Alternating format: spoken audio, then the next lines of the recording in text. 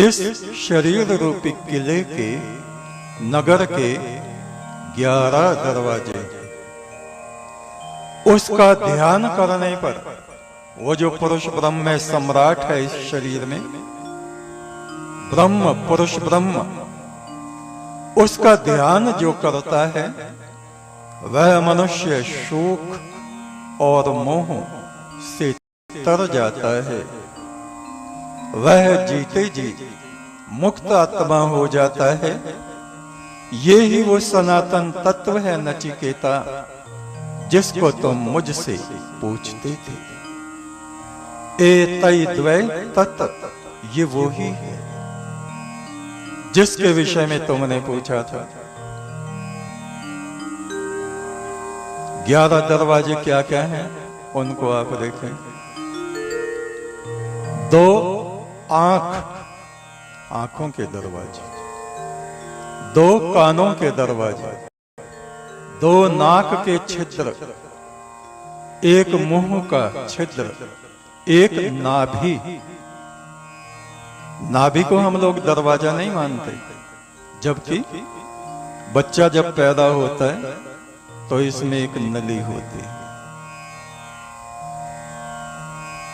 और जब माँ के गर्भ में होता है तो माँ जो भोजन करती है उसके भोजन को वो इस नली के द्वारा अपने भीतर ग्रहण करता रहता है। तो दरवाजा ही तो हुआ। बच्चे के पैदा होते समय इस नली को, जिसको बोलते हैं आलनाल, आलनाल, जो नाल माँ की नाभि से जुड़ी होती है और बच्चे की नाभि से जुड़ी होती है, उसको बीच में से काट देते हैं। उस समय माता अलग और बच्चा अलग। ये नाभि भी द्वार है। शिश्न, उपस्थ, मूत्र इंद्री, एक गुदा द्वार, मल द्वार, एक ब्रह्मरंध्र जो मस्तक में है, सिर में। हमारे हिंदू समाज में क्या करते हैं, मुर्दा मर जाता है, जलाते हैं तो उसकी खोपड़ी को ऐसे डंडा मार के फोड़ते हैं कि इस कपाल क्रिया कर रहे हैं, इसके भीतर आत्मा रह गया होगा, वो ब्रह्मरंध्र से निकल जाएगा। ये मूर्खता है, अमानवीयता है। मरे हुए क्या अलग से सिर फोड़ रहे, ये कपाल क्रिया नहीं होती। इन 10 द्वारों को बाहर से बंद करके ध्यान की अवस्था में मूलाधार से नीचे से इन 7 चक्रों से इस जीव शक्ति को, विद्युत शक्ति को, 3 नाड़ियां हैं इसमें, ईड़ा, पिंगला और सुषमना।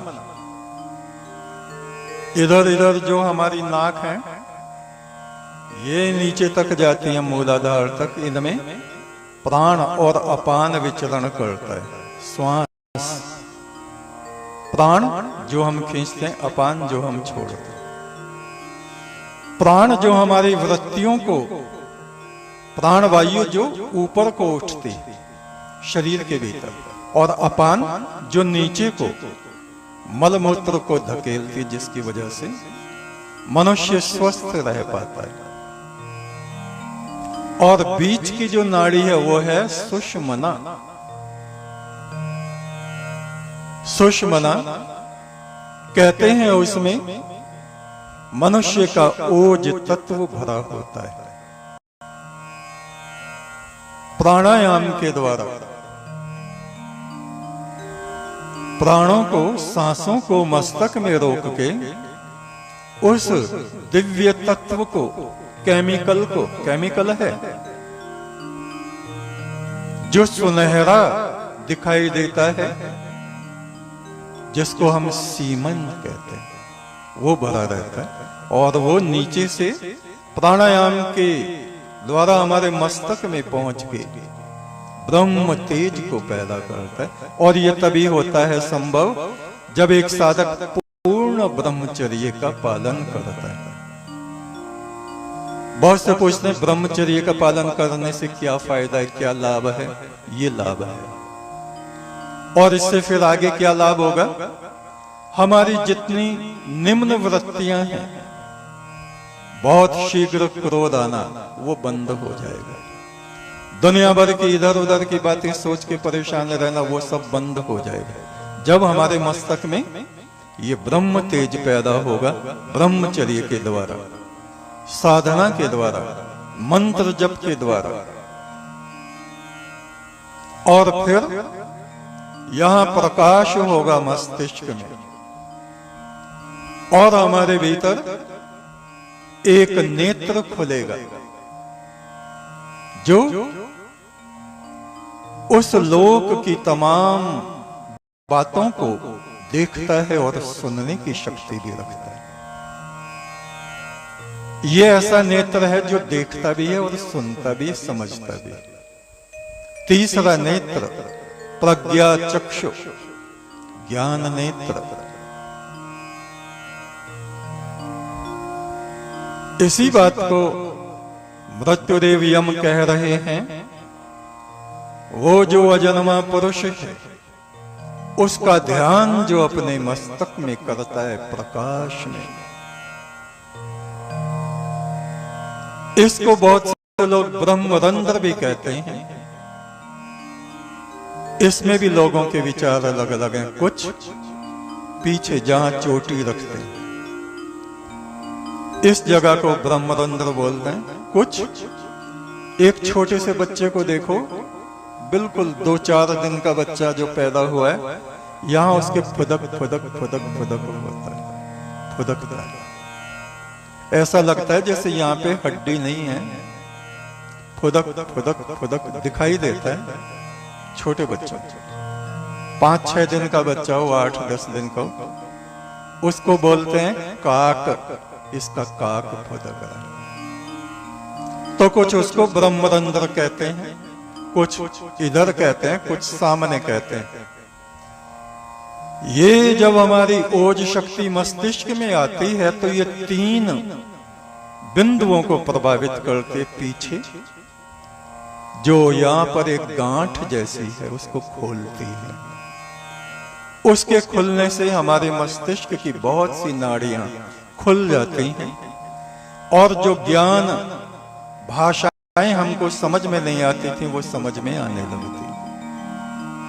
ये काक, इसका संबंध समझो जैसे आपके ऊपर एक एंटीना लग गया, ये खुलता है उसी के प्रेशर से। एंटीना लग गया और बहुत सी आप भविष्य में होने वाली बातों को कैच करने लगते। साधना करते करते ये बातें अचानक ही नहीं होती, और ऐसे ये आगे जो मस्तिष्क में तीसरा नेत्र आज्ञा चक्र, ये खुलता है, और इसके खुलने पर मनुष्य अदृश्य को देखने लगता है, जो छुपा हुआ है, जो दूसरी दुनिया में है, वहां से इसका संपर्क होना प्रारंभ हो जाता है। मृत्युदेव कहते हैं इस पुरुष ब्रह्म की जो आराधना करता है, उपासना करता है, वह जीते जी जीवन मुक्त हो जाता है। प्रतिदिन जो इसका स्मरण करता है, ये नहीं कभी कभी 1-2 साल में गुरु के पास पहुंचे और ये वचन सुन लिए तो जरा सी देर को ध्यान कर लिया, फिर बस गई। ऐसे नहीं, प्रतिदिन परमेश्वर के मंत्र को जपते हुए, आराधना करते हुए जो इसका ध्यान करता है, प्रकाश पुरुष का, ज्योति पुरुष का, वो जीवन मुक्त हो जाता है। ये वो ही ब्रह्म तत्व है नचिकेता, जिसको तू जानने की इच्छा करता है।